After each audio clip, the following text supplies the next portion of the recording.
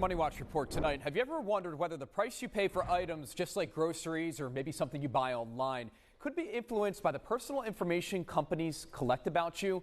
Well, this fall, Maryland will become the first state in the entire country to restrict a practice known as surveillance pricing at certain grocery stores. So in your Money Watch report tonight, Amy Kawada spoke with a key supporter and critic of this bill. When shopping for groceries, you'd expect to pay the same price everyone else is paying, right? But what if the price you see is based on the data companies have collected about you? We see this often in ticket pricing for airlines.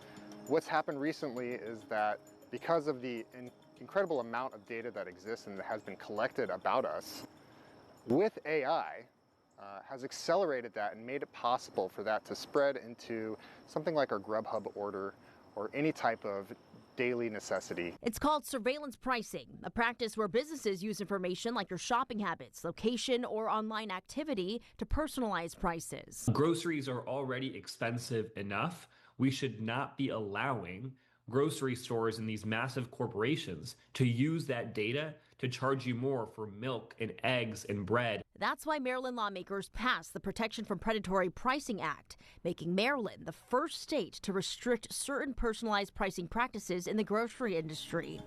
Starting October 1st, the law prohibits grocery retailers 15,000 square feet or larger, along with third-party grocery delivery services, from using a consumer's personal data to set individualized grocery prices. A grocery store cannot use your personal data, cannot surveil you for data, and then charge you more for products at the grocery store. Co-sponsor of the bill, Delegate Joe Vogel, says the law focuses on larger retailers because they're the businesses lawmakers believe are most likely to use these types of pricing practices. Your mom and pop grocery stores are not necessarily engaged in these type of practices as far as I've seen. Supporters say it's a first of its kind consumer protection, but critics, including UMBC Associate Professor Dylan Mahmoudi, who recently co-authored a piece on the topic, says it leaves important gaps. The biggest loophole is, in fact, the ability for retailers to not face kind of consequences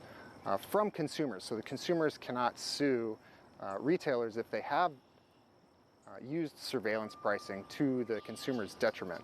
While Mahmoudi says Maryland is breaking new ground, the law only applies to certain grocery retailers and doesn't address personalized pricing practices in many other industries, leaving room for some forms of data-driven pricing to continue. We need a lot more stronger language in the bill and to expand it beyond just food and those kinds of retailers. Delegate Vogel says that's a conversation lawmakers are already having. I think there's a lot more work that we have to do on this front. The legislation I introduced initially was far more expansive and cracked down on surveillance pricing across the board. For now, Maryland is paving a path with this law, but lawmakers and consumer advocates alike say the debate over how companies use personal data is far from over. We are seeing it beyond just grocery stores. We're seeing it, again, in Uber and Lyft. We're seeing it with airlines. We're seeing algorithmic pricing and rents. Amy Kawada for WJZ.